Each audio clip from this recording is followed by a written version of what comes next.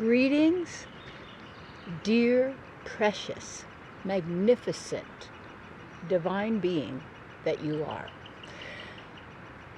Hi.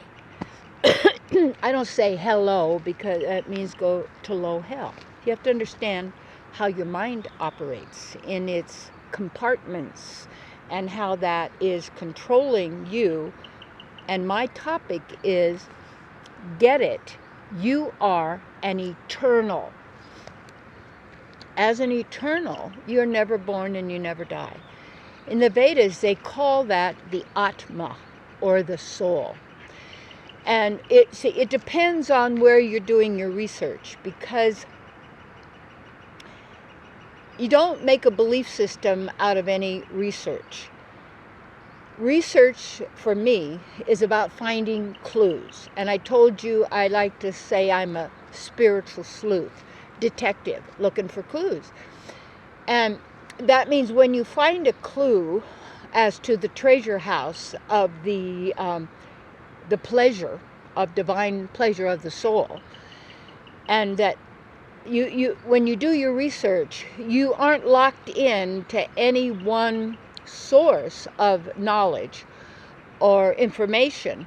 And because we all were trained to use the words of our particular language, you have to find that all languages have things in common. And the Sanskrit language takes 12 years, in a sense, to actually master the grammar.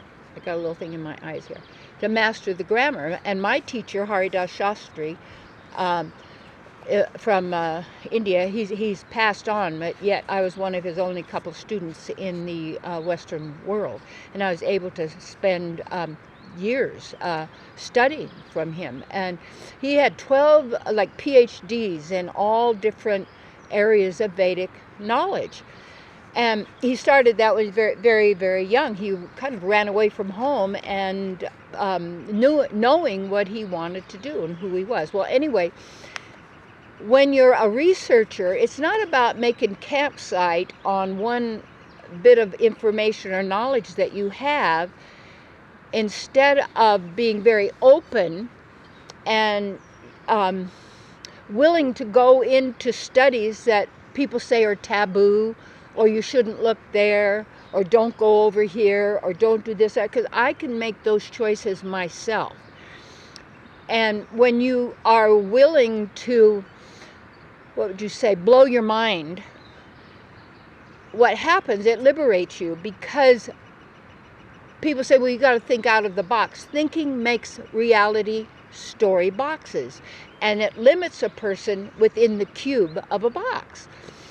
And when you're living in a cube mentality, it never goes anywhere, because everything is say, mirrored on every side, and that makes that reality appear a certain way, because we're perceiving life through the mind. And we have to know that we're not a mind, we have a mind. Just like you're not this physical body, you have the overlay of the appearance of a physical body. And because I have witnessed personally and seen my divine spiritual body, not trying to, but because of how, it was like when you have supernatural experiences, there are actually windows into the divine that somehow you've been given privy to, so that you have that divine experience because it's there all the time. And when we have veils, that means layers of information that we have been given, that we have to realize that there's thinking people and knowing people. Thinking people are never ever satisfied, because they can't get no satisfaction, because it's not the satisfaction of the mind, which are these small little dopamine hits where people get a like, or they get a text from somebody. It's like, oh, I'm okay. They're not going to hurt me. They like me. I feel good in this moment. I can relax, but it's gone. They're just little teeny bites. And what we really want is the full satisfaction of and it's really of ourselves. And as an eternal, you cannot die. You do not exist. And what that means is you are existence. And we're always saying, people say, well, I have to survive, I have to survive, and I have to do this because, and they don't realize that whatever you're paid to do, even paid to do, you're held accountable for that.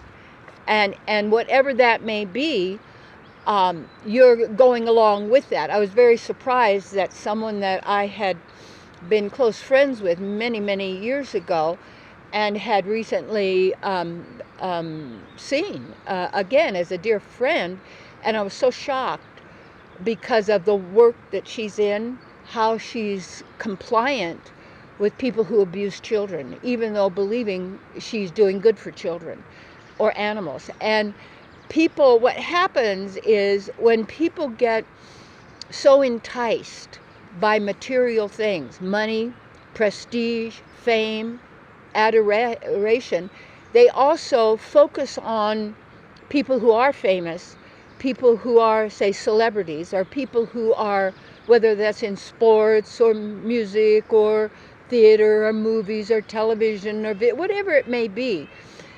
It's like the slippery slope. And what happens is you start to notice people who are so contaminated with lies, but that they have taken as truth, and they justify what they do and say, well, and I remember this years ago when I had met Frank Sinatra and his wife Barbara and his two girls, Nancy and the other one, I forgot her name. We had the same PR person. And what we realized was just he had been accused of being some mafia person, and like a couple weeks later, because he gives a big donation to a group, a nonprofit group that helped children, he was acknowledged and awarded that, and then the media says, oh, what a great person he is, to cover and hide the fact of his other workings. Just like you see certain things about people that were very well known, but they cover their activities with the appearance, you see, of being really cool, loving, when inside what they have done is they have closed down the soul, the Atma. They have no compassion, no real caring for people, because they are so bewildered and taken over, like as a hypnotic trance, to justify what they're doing, but they're always still held accountable, and this is who they are and what they're going through, or they believe that they are. So when you know who you are as a soul, the Atma, and why I like Vedic knowledge, and especially Srimad Bhagavatam, Bhagavad Gita, and where it comes from, is ancient times when people did not have all the distractions. They didn't have electronics that are affecting people in their brains and their bodies, and cell phones and what we're using, this thing. And you want to use that stuff as little as possible. But what happens when we have a what would you say, a reality that we're living in that is dictated through information that we have been receiving lifetime after lifetime, you might say, because we're the ones who have always been here in this reality since the beginning of the time-space game. And when you realize that, see, a lot of people don't have those memories. They have them, but they don't know how to access them, of all their past lives. And I've done so much work on myself in my consciousness, because all is consciousness. And whatever you want to manifest, how you want to live, what you want to do and be, you cannot go along with what you have been programmed and taught to accept. Because you think about these children in the educational systems are completely confused. And now completely confused as their own identity, and completely confused as to what's really important and valuable, and who's important and valuable is you. Not the opinions of others, not having how many likes you have or dislikes that you have, not being able, and then when we make for ourselves are heroes and sheroes, heroines, and isn't that interesting? Called a drug a heroine, it called a woman who's a shero, a great person. Well, she's a drug, really. But see, you got to understand how and learn how the mind is operating and who you are. And because we're all taught to use words and to believe what we've been taught by so-called authorities, which is authors who are authorizing and authoring what you are living and what you're doing and how you're being and everything about you. And then we believe that. And then what happens, like crabs in a bucket, when a crab tries to get out, all the other crabs pull them back down again.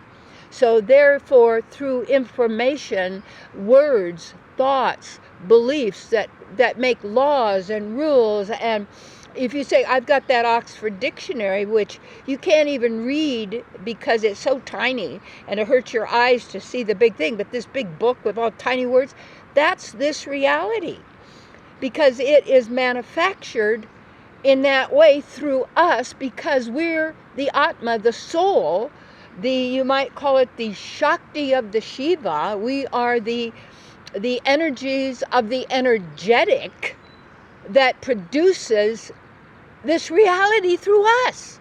So each one of us, in a sense, you can see we live in our own bubble, but that bubble becomes infiltrated by everything we're open to that we agree with, because reality is created by agreement. So who and what you're agreeing with, you become complacent, you become compliant. You are, even if you think you don't know, you are now contaminated and influenced, not from your Atma. And see, the Atma, you have to get this. And I said it, get it, you are an eternal. People don't, well, yeah, I'm an eternal, but they don't have the knowledge or understanding that what you're viewing is an overlay that distorts and perverts one's view, because it isn't purely coming from the soul, it's coming from a mental overlay full of lack, limitation, you're not good enough, nobody loves you, nobody wants what you've got, you're going to die in the street, you better do. So it's always, always, always keeping the person thinking, analyzing, figuring out, what do I do? And then with the whole push we call AI, artificial, it's already the mind, is the thoughts. That's artificial intelligence. Real intelligence comes from you. You're a knowing being. But we're using language because we've taught to, we have to, just like money. Because if you don't, then you don't, you're not able to do what you do, because it's a boxed in reality. So to get out of the box, in a sense, you have to get above the box where you're not in a box. That's not you. The mind has reality boxes, story boxes. That's why everybody's so committed to their story. And that story, their tragedy, they're this, they're that, they're me, all this, but you're not your story. And when you know that the soul, the Atma, is beyond comparison, and this AI has nothing and no comparison at all to the power of your soul and what you're capable of and are doing, because we're divine beings. People say, I don't, and I say, you're a godlike being. That means source-like. We have all the qualities, but if we ignore those and we decide we don't want to do that because we want to play a role or a part in some movie, we might say, which is what we're, our life is a motion picture, you might say, of continually changing. The Atma does not change, the soul. And you are then the witness. So what I want to say is, you got to remember, get it, you are an eternal. And you can, and what happens is, people have been going through lifetime after lifetime of struggle and birth and death and this and that and hardship and all of this being told. So you stand back or stand transcendent to what's going on, and then realize, hey, I'm an eternal being. And I remember one time when I first realized I was an eternal, I went, boy, if I want to be happy, then I better learn how to do it. And so that decision or that choice means that you are willing to invest in yourself. And I want to welcome you to be able to email me. I do counseling over the phone or in person through Love Offering to make sure that everyone can receive support, because that's what I do. I also have workshops and retreats at very reasonable tuition up here at Shasta. There's camping, there's motels, there's opportunities. All you have to do is email me. I'll send you the flyer, the information. And also I do mentoring for people who are spiritual entrepreneurs, to also have your products and your services and what you have to offer out there for people, so that you're prospering because you're being true to who you are, and you're what may I say, you're empowering yourself. Don't wait for somebody else to do that. You have to, that is a choice you make. So, and I want you to please let people know about these videos, share them with people. And if you ever, when you can, please, donate. The donation button is on my website at terrycole-whittaker.com. That's where you get all of the, by clicking that YouTube site, link on my site, that you get all of them. Because if you just go to my name on YouTube, you'll get some. It's a weird thing, they're two separate. But do the one on my website, terrycole-whittaker.com. You can see that under the video. And when you do that, then at least get in touch with me so I could put you on my mailing list, email. I don't do that a lot, but when I do, so you know what's going on. And if it resonates with you, you can participate. And when you donate whatever you can to this work, you are also a sponsor. You are getting the benefit, because if you like what you're hearing and it's working for you and you want others to have that, then your donation guarantees that it's going to keep happening, and that you're actually contributing to others.